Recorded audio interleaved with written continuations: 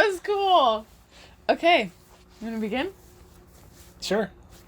Welcome to our second episode of Hale Off The Trail. So, right now we are in Canmore, Canmore, just outside of Banff. Banff area. In Alberta, Canada. It's raining, so if you hear a little bit of that, we live in an RV. We can't really do anything about that. But we made it into Canada with no issues at the border crossing, so we figured this episode we could dedicate to the border crossing, how that went for us, more specifically the questions we got asked, and then the last couple days in Banff, because today is the first day it's rained. So yeah, it was like go, go, go, go, go, go, go, go, go, go. We came back last night, passed out for a nap, started raining, and then just hasn't stopped raining, so got some downtime today. I think it was good, though, because we have packed a lot in the last couple days. Yeah. Yeah. I would have liked to be in a different place for a rainy day today because, like, we already got dishes to do. We got laundry to do. But, hey, whatever. I haven't showered in a couple days, but, that's that life. Use the baby wipes. It's only because we don't have full hookup here. Let's preface that. We don't choose to go without showers. Yeah, so we haven't boondocked a whole lot yet, so we're unsure how many showers we can squeeze into a gray tank before we got to dump it. And I don't know of any dump stations that are nearby. Yeah. So we do have baby wipes. It's a struggle, but... Hey, we keep it tight. Yeah. Okay. But before we get into all of that, let's take a side corner to Colton's corner. We'll call it Colton's Cocktail Corner. What's up? New segment. I love that. So when we do holidays in our little family unit here, Colton is responsible for some kind of holiday-themed cocktail. You've done like a really nice cranberry bourbon thing for Thanksgiving. It's always casually elegant, I would say. It's accidentally elegant. Well, that's a hard thing to say. Okay. You try to say it. Okay. And then for Christmas he did these, what are they called? Grasshoppers. Yeah, we did grasshoppers for that one. They're always a 10 out of 10, whether it's a Pinterest recipe or he just kind of pulls it out of his butt. So today... can we just say cameo, if you watched episode 1, that's what Olivia's taking a shot of. Creme de menthe. All right? Yeah. Because we had to get rid of those because it was so hard to find them. We went to like 4 different stores. And so we bought up a whole bunch and like stashed them in the freezer and forgot about them. And then I was paranoid that having any alcohol in our RV at the border crossing was going to like get us arrested or something. So that's what I was like trying to get rid of. So if you want to see that, it's funny. Watch on YouTube. Whatever. So this you've dubbed your Glorious Glacier Gin Cocktail. And I took a little video of him making it for the recipe. I haven't tried it yet, so let's just take a sip together. Cheers. Cheers. Okay. Oh, it's because the sugar rim. Yeah, you got a chip out of that one, too. Shout out to the, $2 glasses we got at Target. Yeah, at the walk-in section where it's like all less than $5. They're cute, and they They're holding up, for sure. There's a chip in mine, though. I just said that, yeah. I think we cheersed a little too hard on one of them, but hey, So it's not in my drink. You know what? How many cocktail glasses have we lost in RV life? I would like to... R.I.P. No, Colton, for a second. Just okay. Calm down. I would like to make sure... Is this floating somewhere that I'm going to ingest? Oh. Just be careful. Let's switch. So you can die? Hey, I'll take one for the team. I think 99.8% chance it's not in there, but in the 0.2% chance that it is, I'll take that risk for you. Well, just sip, through your teeth. Oh, 100%. Okay. Okay. But anyway, we made it with this gin from Park Distillery here in Banff, downtown Banff. So we'll be talking about that shortly, but it's made from glacier water. And weird grapefruit thing that we found in... Oh, yeah. We found that Canadian in Walmart. The Walmart that was right where we got in. But anyway, let's get into the episode. So first things first, it'll be a short segment because I can't believe it was so easy. The border crossing. So we left to start our journey to Alaska from... Coeur d'Alene, Idaho. So kind of the perfect place to leave from, wouldn't you say? Yeah. So that, had us crossing at... We went up through Bonner's Ferry to the Eastport Kings Gate border crossing. Quick, 3.5 hour drive, just straight up, right to the border. Really wasn't bad in the RV. No hills or anything crazy like that. So that was great. And I had been up since like 4:15 because I was just so excited. My body cannot sleep when there's something exciting happening. So I was up in the morning. I tried to fall back asleep, and then I ended up like pre-cooking a ziti so that we could have that to heat up because I knew like half the RV was packed up by the time I woke up too. I was just ready to go. So I, at that point, before we got to the border crossing, I had passed out. It's one of those naps where like your body just shuts itself down and I have no control. Like I'm sitting in the passenger seat and I like kind of fall asleep and I kind of stir every time, but my head's like going like this. I do have some videos of that. You do? Yeah, we might just pop that one in here. That's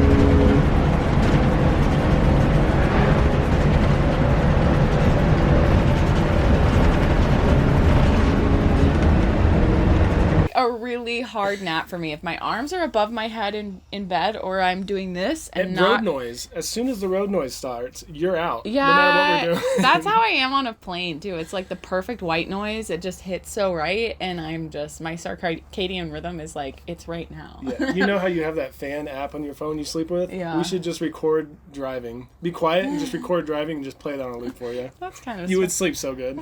That's kind of cute to think about. We'll do it on the outcam for you when you're driving. That'd be pretty cool. Okay. So anyway, I fell asleep right before that, and I woke up, and you were like, "Oh, the border crossing's in like 2 minutes." And I tried to wake you up with like 20 minutes to go, 15 minutes to go. I thought you heard me, but apparently you were still out. No, I didn't. So I was freaking out, anxious, because I was like, "Oh, one, I like need to pee really quick before we're like." On the patrol officers or whatever you call them, and I was like, I don't want them to think that I'm hiding something because I'm not present. Yeah, because there was a chance that they were going to say, hey, get out of your car, we need to search it, and like meanwhile you're locked in the bathroom because you had to like go. So I mean, it was perfect. We took some footage that were eventually like these videos are just for the podcast if you happen to want to watch the podcast while we're talking and not just listening to it. It's going to take us a while because we have like a lot of different clips from adventures, but we took a clip to make YouTube videos as well of us driving through the border crossing. But we pulled up.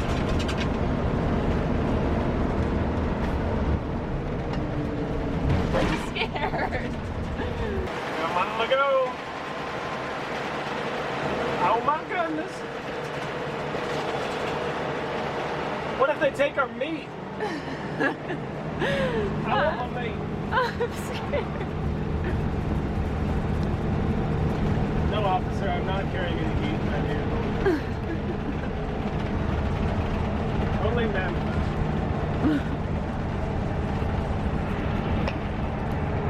We're just about at the... In a quarter mile, turn right onto Customs Loop Ferry Avenue. There you go.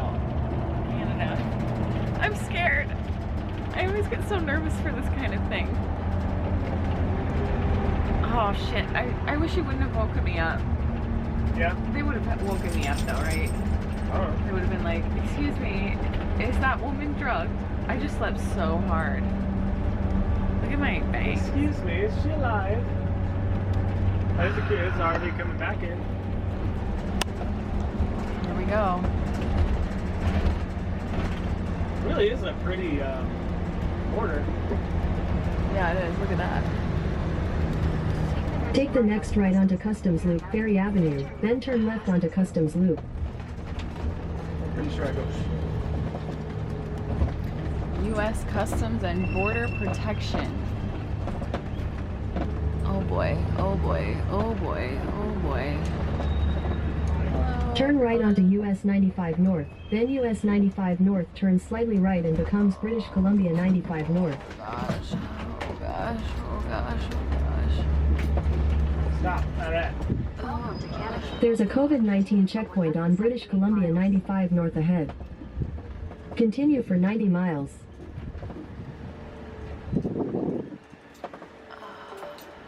There's a COVID-19. But we pulled up, and it's just like going at a window at a national park, essentially. Yeah, it was a little weird because I pulled up to the small window, and then apparently there's a big window for like RVs and semis. And so like I pulled up to, it was like I was at McDonald's or something. I pull up to the first window, and nobody's there. Oh. And then she's like waving out the front one. Oh, she was super nice. The fact that it was a woman, I was like, Yeah. Anxiety level Immediately, down. Yeah. We gave the passports, and then she started asking us the questions. So what kind of questions was she asking? Like, Yeah, I just handed her the passports, and then I have she them right here. asked, like, where we're coming from Uh-huh. was the first question, and even that was like, I don't know. Well, Just it's straight up always from Coeur d'Alene. It's always a difficult question to answer because we still have Ohio license plates. So they see that and they're like, what do you mean? Yeah, so it was fine, though. She skimmed over that, and then she was like, where are you going? And we said Canada. She said, how long are you going to be there? I said about 2 weeks, maybe. And then she was like, so where's home for you guys? And that one was like, I just immediately, you're always like, let me do the talking. And I was like, no, actually let me. I was like, I'm a travel nurse, so we live in this RV. And that was like, she's like, oh, okay. yeah. She wanted to know like where we were going in Canada while we were in Canada. And then she asked about the dogs just because they were like She right saw at the one of window. them. Yeah, Stella is so cute. Maybe She's we'll hiding put something now. up of that. I think she's afraid of my tripod. She always hides under the chairs when we're driving, so I don't think she popped her head out, but Bon was there. No, she was like right next to me. Oh. She was like looking at the lady, and I almost wanted to like shove her back because like I don't know. She doesn't see the dog. She doesn't know they're there, but yeah, no, Stella was like right out there looking for a treat. Yeah, It was cute. so she just said, oh, you have a dog with you, and we said we have two, and then Bon like made herself known, and she Yeah. said they look healthy. Are they vaccinated? We said yes. So she never asked for paperwork. No, but we have it just in case. Yeah, we had it just in case. And then she asked about weapons, and we had our bear spray ready. The specifics from what I was reading and kind of the way that she questioned it, she asked to see it so that she could see the image of the bear on the Yeah, bear spray which itself. We knew that from our last two trips. Yeah. Because we kept the bear spray. But yeah, Olivia had pepper spray the first time we went to, where was that? Nova Scotia. Nova Scotia. And they took that. They don't want anything surrendered else. it to the crown. Yeah, to the queen, right? I don't know. That's what it said. Yeah, so we were like already aware we had the pepper spray. We usually keep it in our hiking bags in the Jeep, but we had it up front with us so we could show her real quick. And I think that was helpful because maybe we would have had to get out and like check it Yeah. had we not done that. And then they always seem to ask us what our license plate is for the Jeep and the RV. So I just had them like written out on a piece of paper up at the dash. Yeah. So that's a good I don't know if reference that's like a point. psychological thing to throw you or something, but yeah. Yeah. She's always, every single time we've gone, they say, I didn't quite catch your license plate on the way up. And then they make you give it to them. So it's like, okay, whatever. Yeah. We'll be prepared. But there were absolutely no questions about food, No. which was so annoying because I've been like trying to get us to pound on our produce She did say alcohol, though, and meat. and tobacco and drugs. Yeah, well, we don't do tobacco and stuff like that, so we were fine. But the whole process literally took like less than 5 minutes, Yeah. and then we Super were in and out. So like the anxiety that I had, as per usual, was so overboard. Yeah, but that's okay. I mean, we were prepared. We were ready. I feel like maybe if you weren't anxious about it, we might have forgotten the pepper spray or something stupid or like license plates.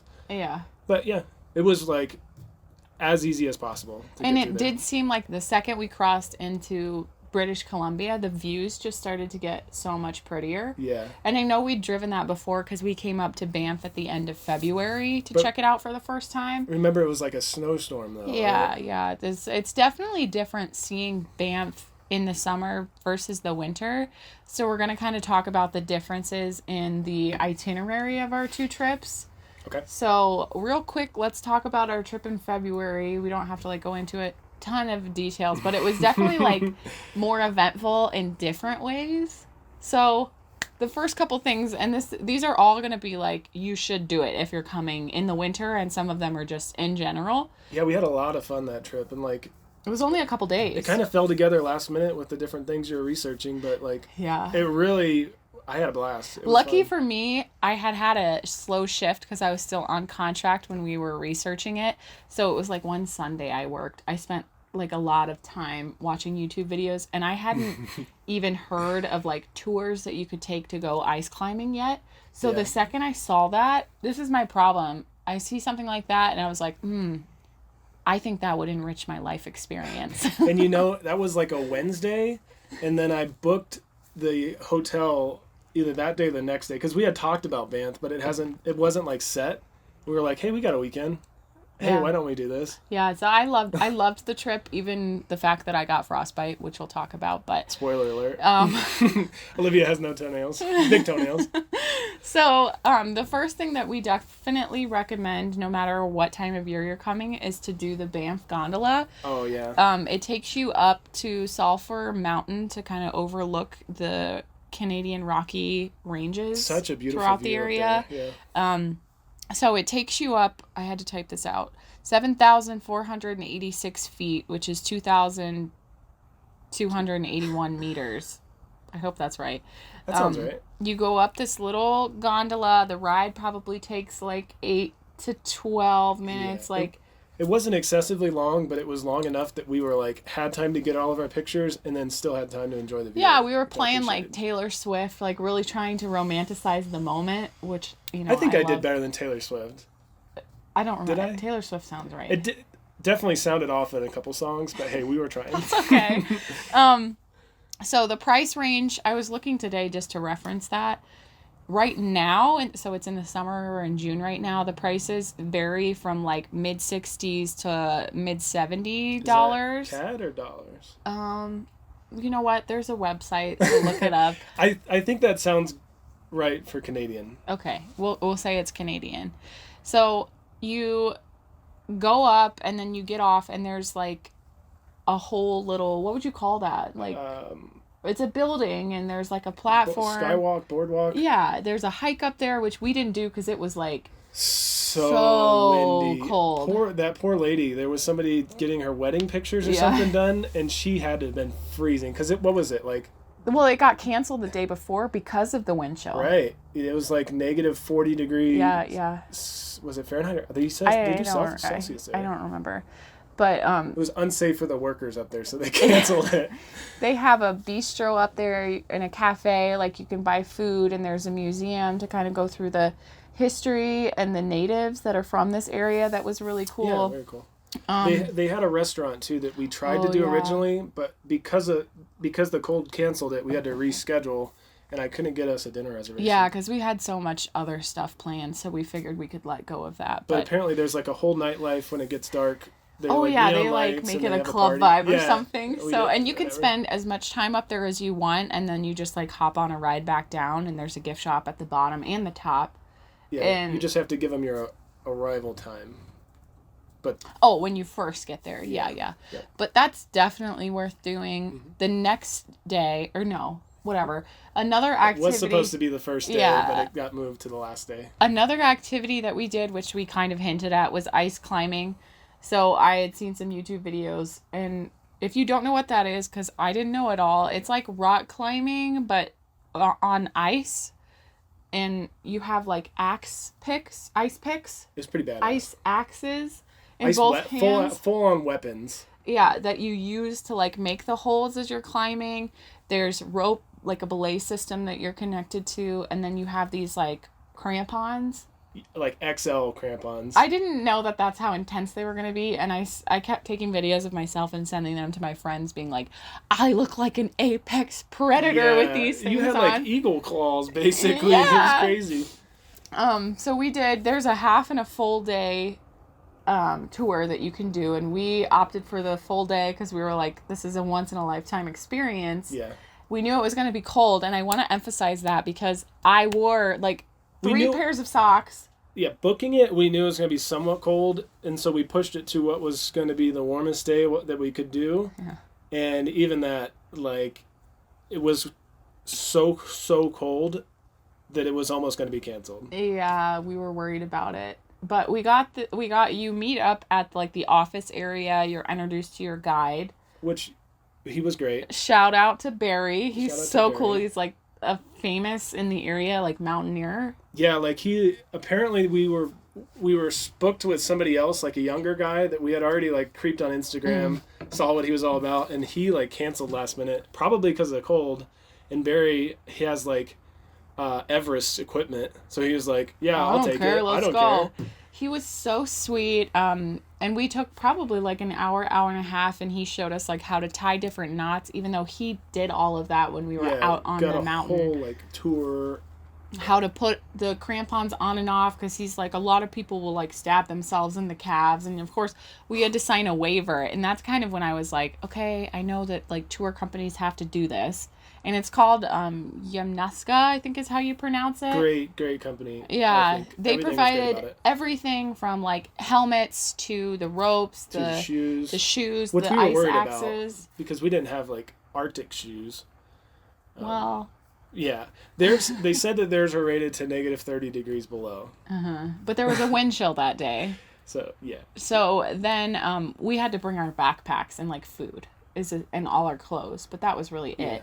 It found out that my hiking bag has like a designated spot for ice axes. That was cool. Mine didn't, but it worked out. And then we drove Barry, so we loaded him up in our car, drove him. He was based off of our experience level, which was a 0. Yeah, we went to like the kiddie climb, which was still nuts. It was still amazing, and it was probably like a 1.5 mile trek, which was great because the harder ones were further in Banff, like further than Banff, so they would have been like 30-45 minute drives. Yeah, so technically it was in Canmore, and we hiked in, and I was like, it's pretty cold, it's pretty windy. What was it, like 2 feet of snow? Yeah, and then we got to the base of the mountain, and we put the crampons on then, and Barry just like went up the mountain like a mountain goat, and I was like huffing and puffing to get behind him, and yeah. We were zigzagging, making our own like switchbacks. I think that was the moment when I was like, what did I get myself into a little bit? Yeah. And then we did some practice stuff just on like a little like flat ice, and then we did like it on a little ramp, I guess. And he showed us like the correct way to hit the ice axe in and the crampons and stuff. And then he took probably a half an hour or so to set up the ropes for the course that we were going to do. Yeah, he hiked up to the top. So he free climbed it. Yeah. Did he really? Yes. I thought he hiked up. No. Oh, did he really? Yeah. That's crazy. So we had some time then to take some pictures, eat a little bit of food.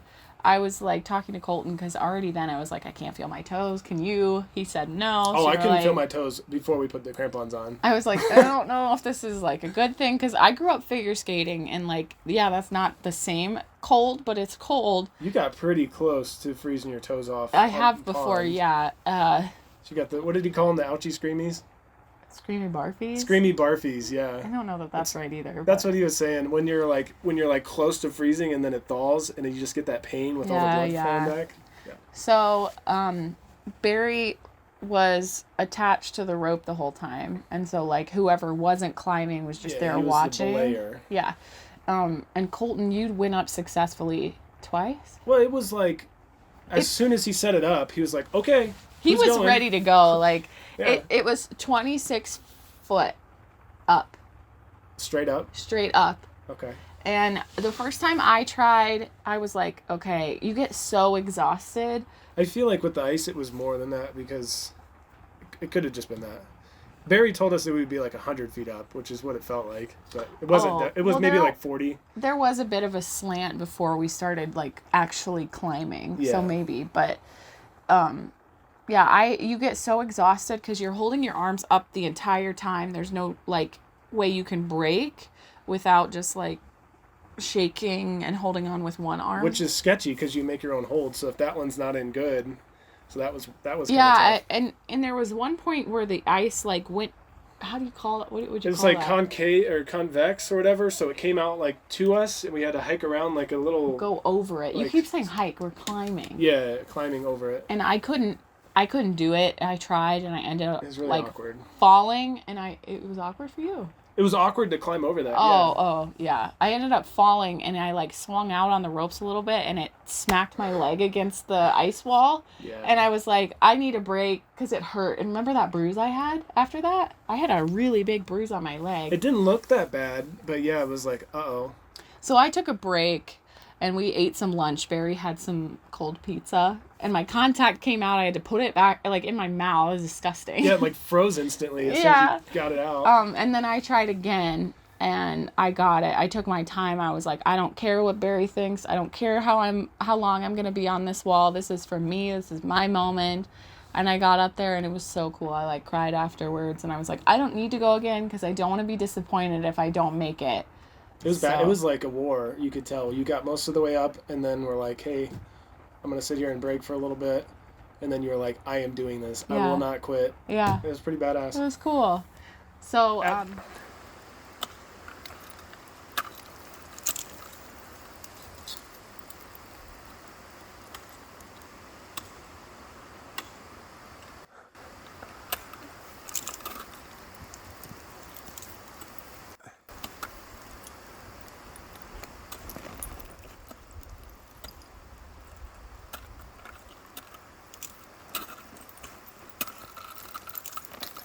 You did it. Good job. You want to give us a wave, Olivia? You want to give us a wave? Nice. Okay, I'm gonna start lowering you.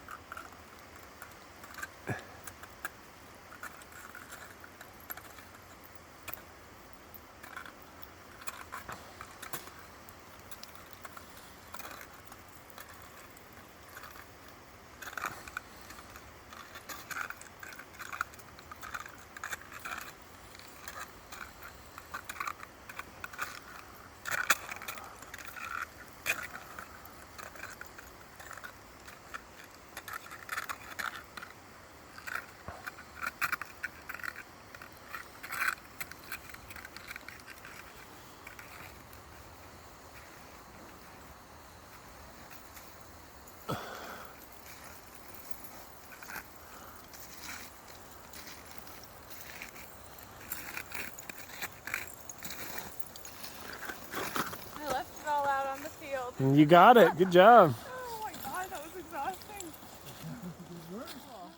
So, You didn't mention at lunch, though. We did ask Barry. I was just casually like, "Hey, so Barry, should I not be able to feel my toes right now?" And he's like, "No, you should definitely feel them." I was like, "I can't feel them. Is there anything I can do?" So he like showed us. You like hang one leg and like shake swing it. it to bring like the you would blood swing flow. your arms. Yeah, bring the blood flow to your toes. Thank goodness that we did that, because that's probably what saved our toes. Because I couldn't don't- feel them at I that don't point. know. I can't say that I put a lot of effort into my shaking. So like, Oh, maybe I did. I didn't. So maybe that was where I went wrong We didn't say it was negative 40 degrees with the out wind chill. With the wind chill. Yeah. So then after I went up, I think you went up one more time, and we were like, okay, we're cold, so let's call it. And Barry seemed surprised by that. But it was like 2:33 p.m. at that and point. I was dead. Like my Yeah. arms were dead after the first one, and then you got me to do it a second time, and then we just stood around. I was like, okay, I guess I'll go again, a different route. a fresh I route. refused to go again. I was like, I had my moment. I don't want to ruin it. So then we went back to the office and, returned our supplies. I took my socks off. No, you I kept the didn't. socks on. Because Took I your was shoes off. worried. I was like, I took my shoes off. I still can't feel my feet. So I'm going to leave my socks on and deal with this when we get back to our Airbnb. Yeah.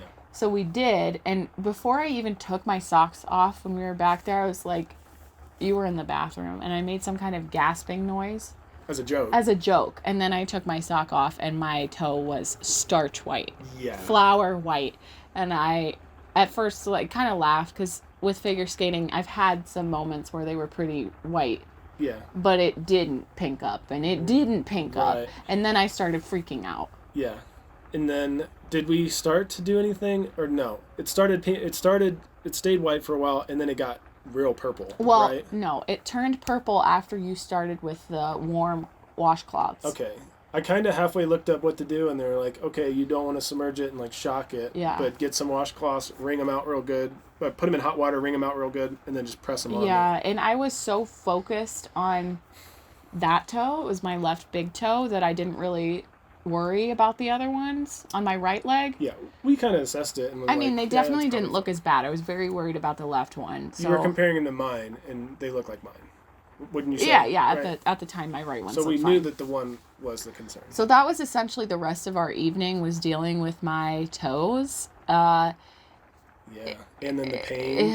It was like maybe 2 hours after the initial viewing of the starch white flower toe that I started really getting a lot of nerve pain shooting up into my toe. Yeah, we got you in the bath. We kept warming it up. It got better. I was sending pictures to out. my friends and my mom, and my Color got mom was better. like, "You're gonna lose your toe." I was doing my best to stay calm because we didn't know. It didn't seem like we needed to go to the hospital for it. Yeah, but it because was- also we're in a different country. Like, I didn't even want to deal with that nightmare. Yeah. And I knew I wasn't gonna like die in that moment. And you could still move it. You could still somewhat feel when I was poking it, or no? Mm-mm. I couldn't feel it for like a month. Well, yeah. So anyway, long story short, because we've definitely made it a long story, I went through a lot. Like, my toe went through a metamorphosis in You the were next up most month. of the night, yeah, with it. Yeah. Pain for a while after that. I couldn't walk very well. Like, I had to lift my toe in my shoe for the next like week. I didn't work. You 'cause bought like dollar the store Crocs. ugliest Crocs, just so they were wide enough when I did go back to work that it was comfortable. And then like probably almost a month after, my toe skin started to really like slough off. Yeah, we don't need to get into details. Sorry, this is the nurse in me coming Spoiler out. alert: Olivia might get into graphic detail. No, no, it's We won't fine. show you the videos that she subjected her friends to, but Yeah, sorry.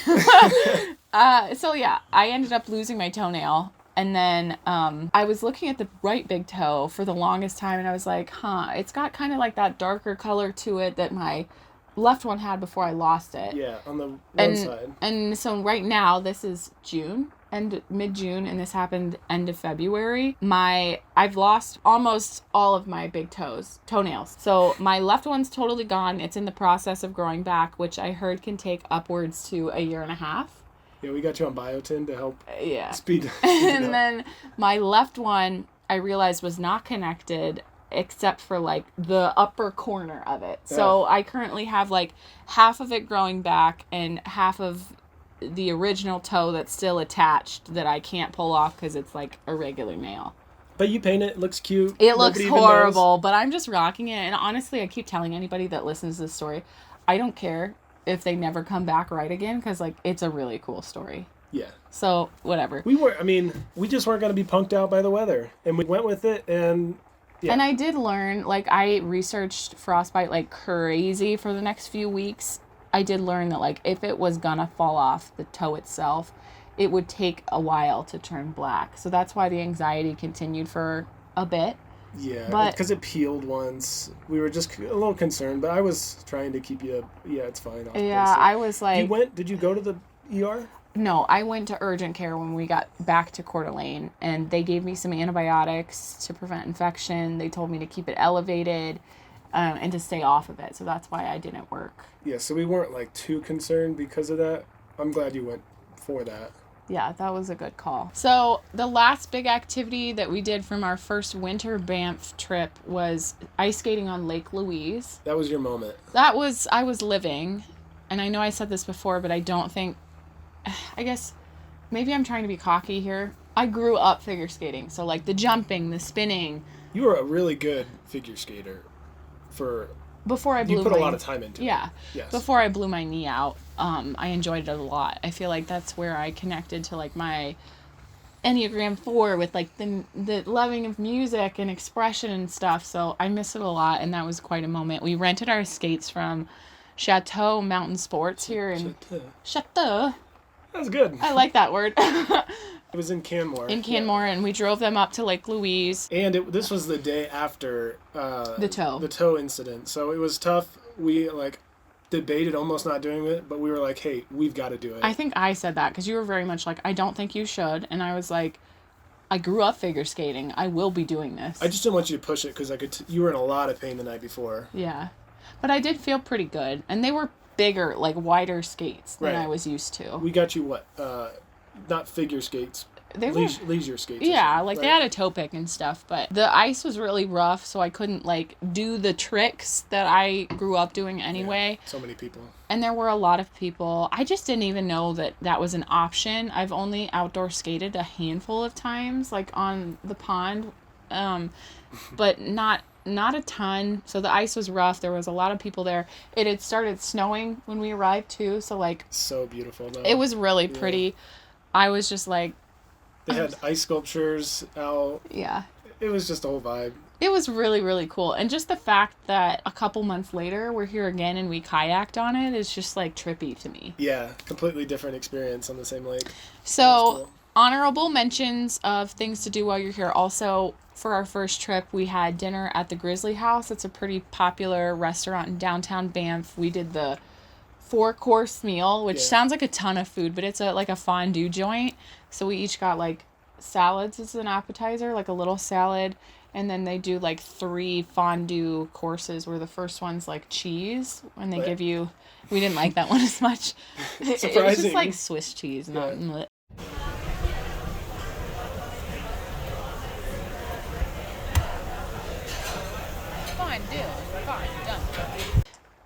it's like little baguette pieces, veggies, stuff like that. The second one is like split between the two of you. It's your protein. So I picked like a seafood one, and you picked like the game meat. Yeah, all you carnivores out there, it was pretty great. They had like all the different local game meat to try, like bison, elk. They had regular venison. Mm-hmm. And then I think remember. Like beef. Yeah, it was pretty good. It was good. And then the last one was like a dessert, so it had melted chocolate with like fruit and like little sweet crackers and stuff like that. So it was a cool experience. It's pretty big in there, quirky. And then we also had some appetizers a different day at Park Distillery. So that's the brewery that we were talking about. I think that's the first time I tried gin. It was at the Park Distillery. I had it once before, like a few years ago, and had we thought it was an allergic reaction from it. So I had stayed away from it for a while. But this was the first time I had gin again. So slight detour. I don't know that it was gin anymore, but at the time I blamed it on the gin. We had gotten a drink package on the one cruise that we went to with a couple friend of ours. And Olivia had like 2 drinks, so I drank for 2. I'm not a big drinker in general, and he was trying to get our money's worth. I had a spreadsheet. I'm too frugal to have to pay that much money and not get my money's worth. So I was like tracking every single drink. He was taking a lot of alcohol one night, and we were going to do something, and he's like, I'm kind of itchy, and he had like a rash spread across his entire face, going down his shoulders, and I was like, nope, I'm the nurse of the group. We're going back to the room right now, and I'm pumping you full of Benadryl, because by the time we got back to the room, it was spreading down your back more. I felt good. It was just hot, itchy. So anyway, the next morning, if you've ever been in a cruise room, you know how like the hallway's super narrow to the bathroom from the bedroom. I woke up like early in the morning, as I usually do, to go to the bathroom before Colton's out of bed, and I fall hard over something that's in the hallway, and it's our mini refrigerator, which to this day we don't know the full story that happened, but I know I didn't move it, one, because I'm not strong enough, probably because it was like on the lower cabinet area, so you would have had to like be in a squat position to pull it out and move it around it. So what we concluded was that Colton, in his Benadryl alcohol combination situation, moved this refrigerator in the middle of the night. Yeah, I have like a vague memory dream that I like wanted to see what was behind it, maybe. I don't know. Or like our roommate or our friends that we went with were right next door.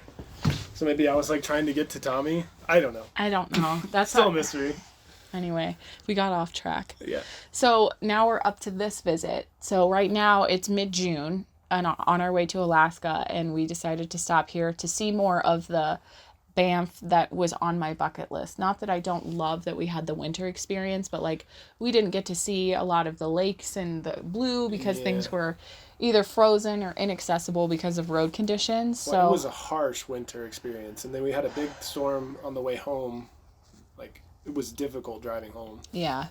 So right now we're in Canmore again. We're at Bow River Campground.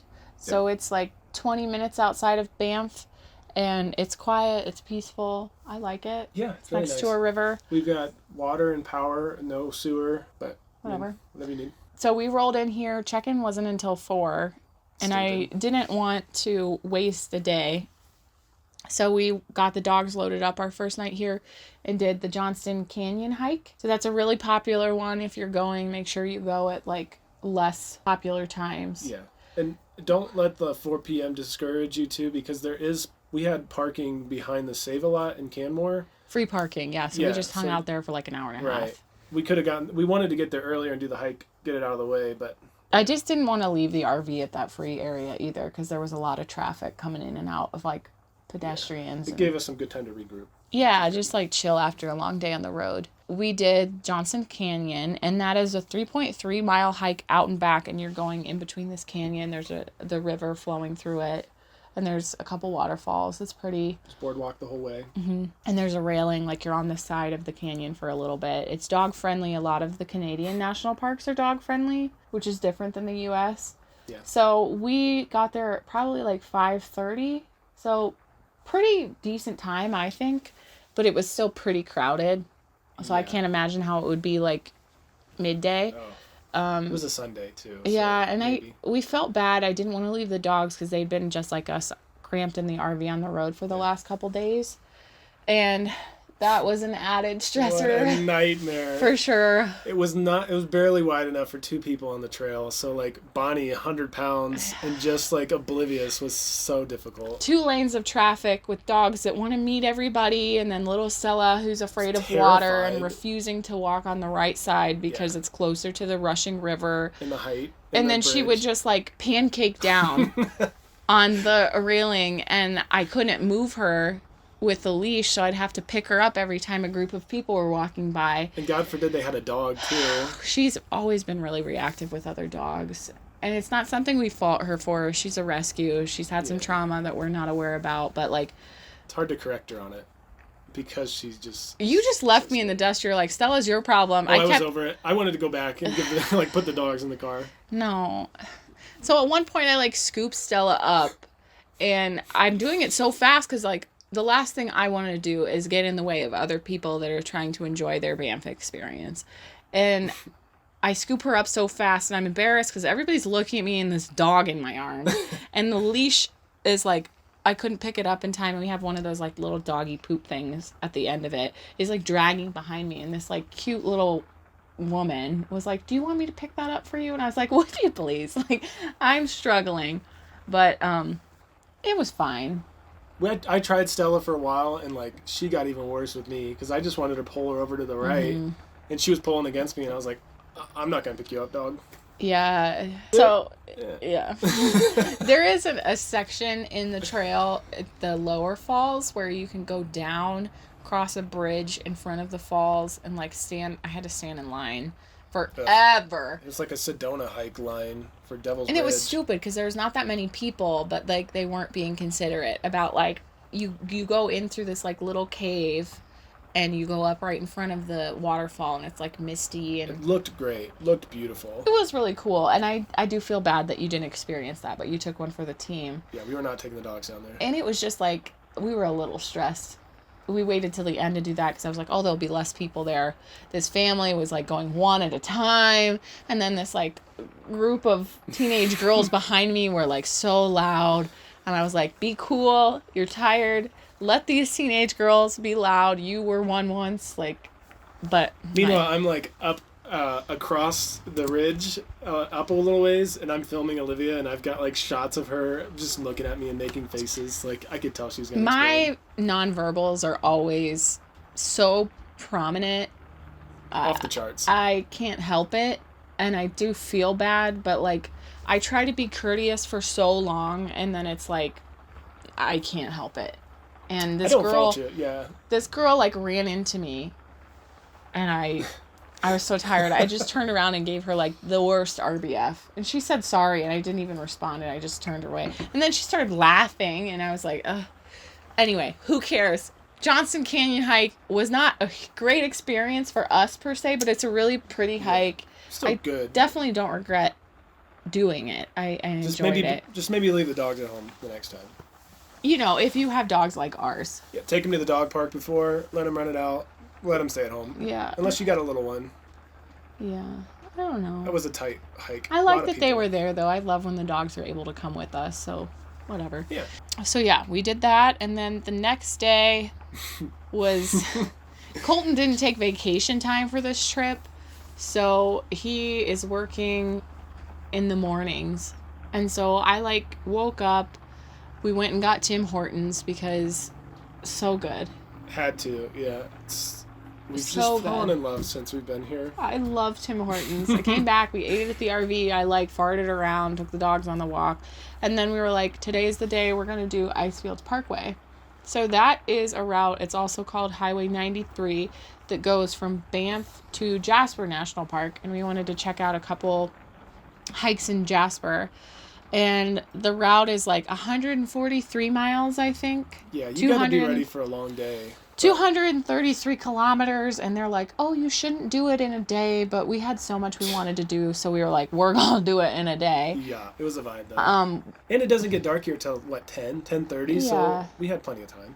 So we just decided to go for it, so we left at probably like noon. 11:30. We took the freedom panels off the Jeep because it was such a nice day, and like had music blasting. 10 out of 10 experience. Yeah. There's just like rocky mountainous views the entire time. That like turquoise blue that Banff is known for is like on the rivers alongside the road nearly the entire time. And then there's like glaciers and those lakes that you're driving past. There's a ton of different areas to pull off, hike, just viewpoints. We stopped at Bow Lake. Just before Bow Lake. Yeah, the viewpoint before Bow Lake. Oh my gosh. Glorious. Incredible. We sat on the top of the Jeep and had lunch. Yeah, it overlooks the mountains, and there was a few other people there, but yeah, we just popped up and sat on the rooftop tent of the Jeep, which was great because we got a perfect Picturesque view to ourselves. So then we basically continued on to the end of where we wanted to go at least, we were which maybe was halfway at that point. We stopped at, how do you pronounce this? Colton? Athabasca? Athabasca? There's no D there. Athabasca. Where do you see a D? Where am I saying a D? Athabasca is what you're saying. ATHA would be Ada. Whatever.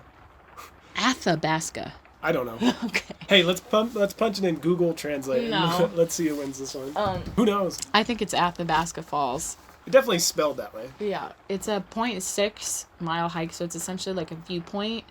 Well worth it, though. Oh So my beautiful. gosh. It is rushing right now. So pretty, and there was a little rainbow off the waterfall, and I was like, you can't get better photography than this right now. Like, I don't care who's around me. I'm gonna shoot some elbows real quick, get my pic, and get out of here. No, I didn't hit No, people, you didn't. but like, You're very respectful. Everybody's cool about like getting pics. yeah. So, yeah. I fell. Oh, and I fell in Johnson's Canyon, too. I thought that you just didn't want to mention that. But yeah, Stella will like juke you out if you go to try to pick her up. And Olivia tried to pick her up. She juked Olivia out, and Olivia just went down. Yeah. And there was like a whole family coming at us. That was embarrassing. But hey, we kept going. I think if it was previous me, I would have still been upset about that days later. But I was just like, you're never going to see these people again. I don't care. Yeah. And moved on. But yeah, I fell again the second day. I don't know what happened with that one either, because it was like flat ground and I just fell. Yeah, you just like misjudged the height of the step kind of fall. You didn't go fully down on that one. The Stella one, you went fully down to the ground. Yeah. Yeah. But hey. So anyway, definitely check out that waterfall if you're driving Icefields Parkway.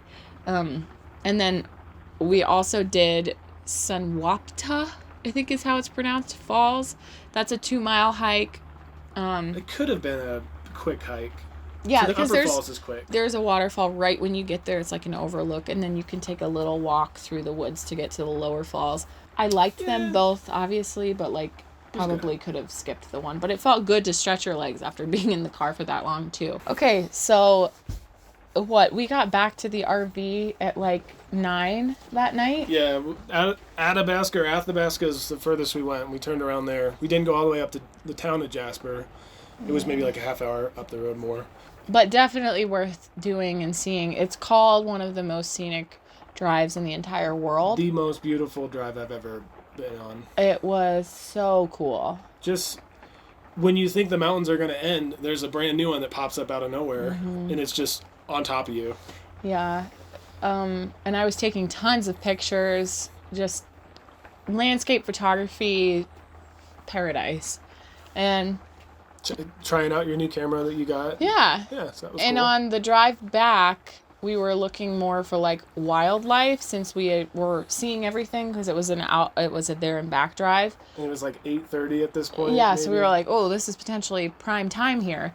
And at first we saw, I still don't know what it is because I sent you it. I don't think that's what it was. No, didn't have a bushy tail. No, it looked like a coyote to me, but like its skin or that like leg, face, belly area. I don't know if you'd call it. Its skin. It was black, and then Canadian chupacabra. Its coat was like golden. I don't know what that was. It was very weird because we drove up on it and then it like squatted down like it was either taking a dump or protecting itself from us. And then there was a car right behind us, so we couldn't stop for very long. We couldn't really get off the road because it was right on the side of the road. But then a little bit later, I'm like taking pictures, not paying attention, and Colton's like, bear, bear, bear. And I'm terrified of bears. So I'm like, whoa. I look up and there's a black bear crossing the road in front of us. And there was a car in front of that. And we just like pulled over where it crossed. And I tried to speed up to it, but not like too fast in case it didn't get off the road. And because I wanted to see it. There were people that were driving past, not knowing why we had our flashers on.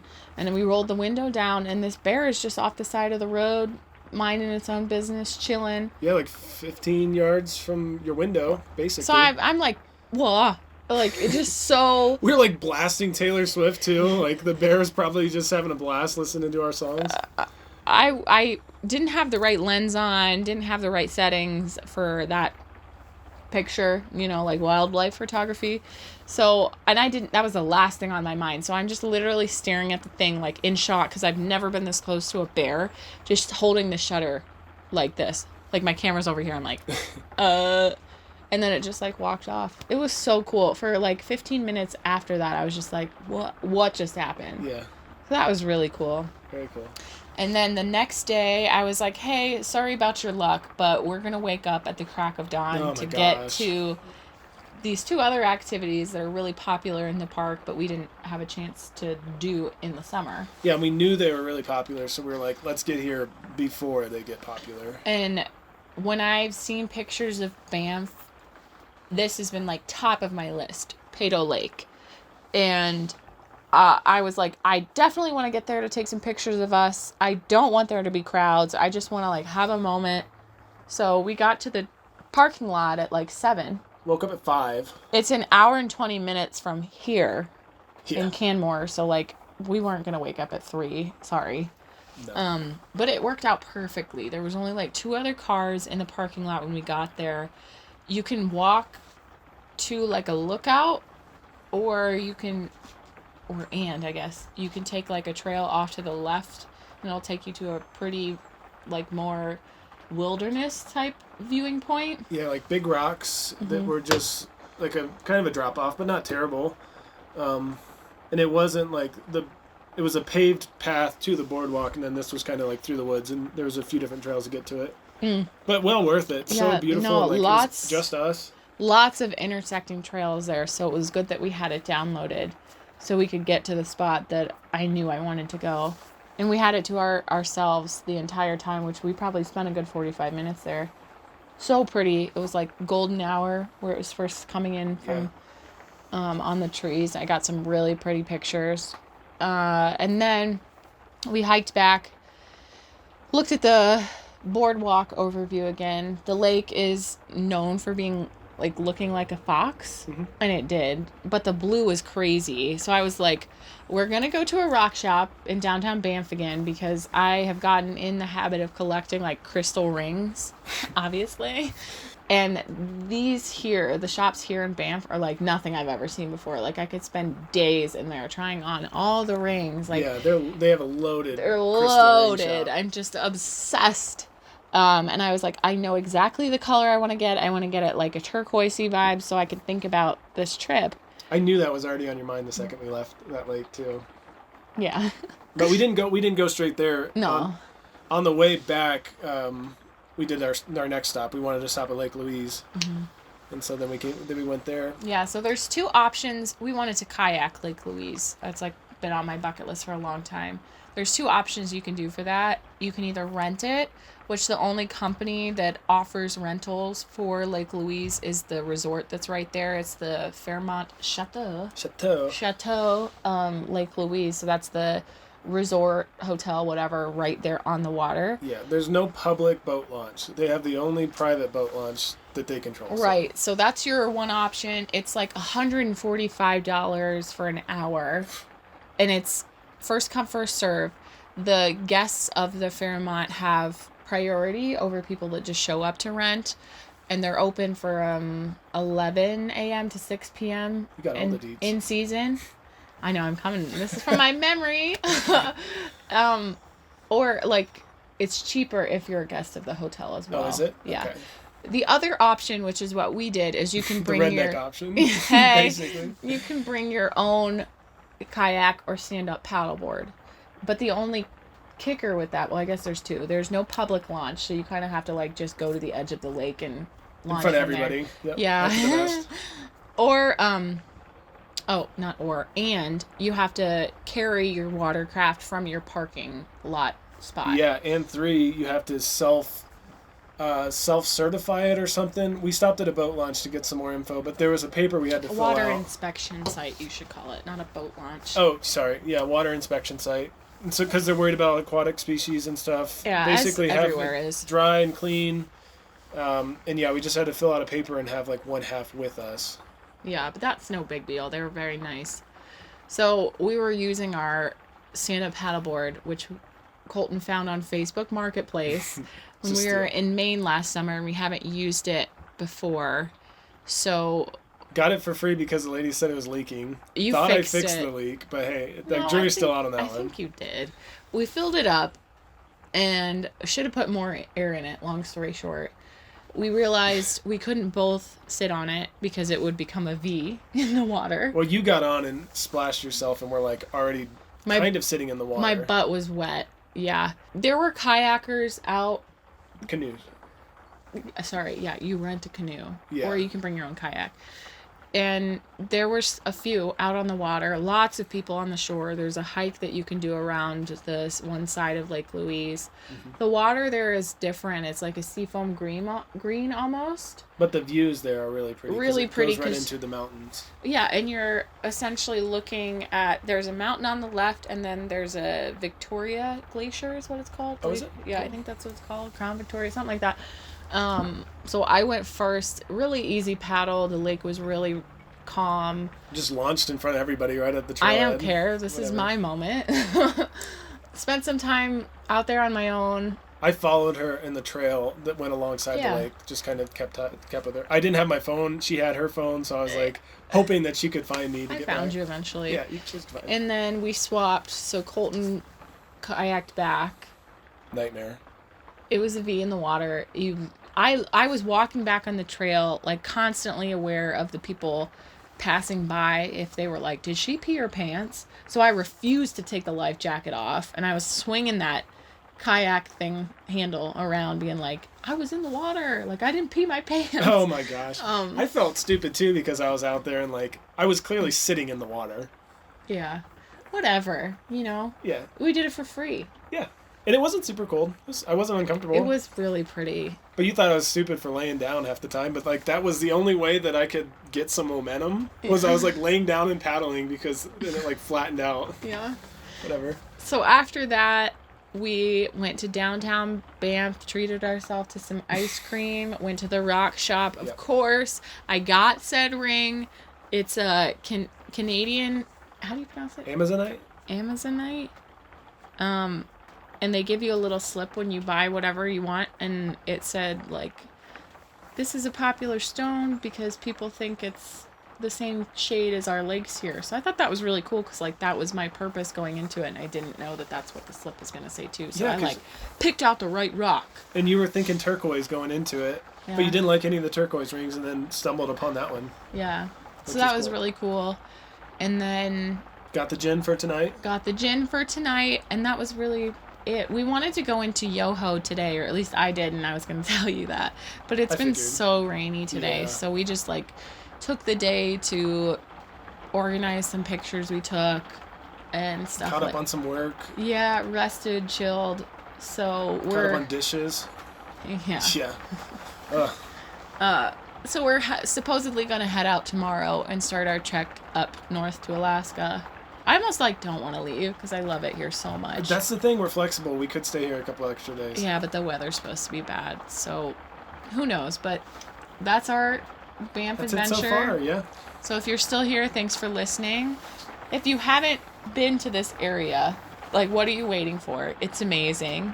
It's popular for a reason, so definitely take that into consideration when you're going to all these places that it's known for. But I love it. I'm obsessed.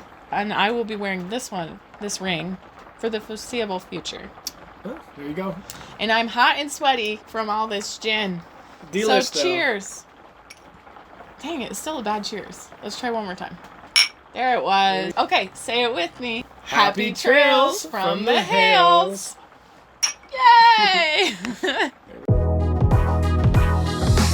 Hey everyone, we want to give a big thank you to anyone who's taken the time out of their day to listen to the end. This chapter of our lives has truly been so much fun, and if our talks help encourage you to get out there and chase your own outdoor dreams, it's been more than worth it. Do us a favor, rate, review, and subscribe to the pod, and until next time, happy trails from the Hales.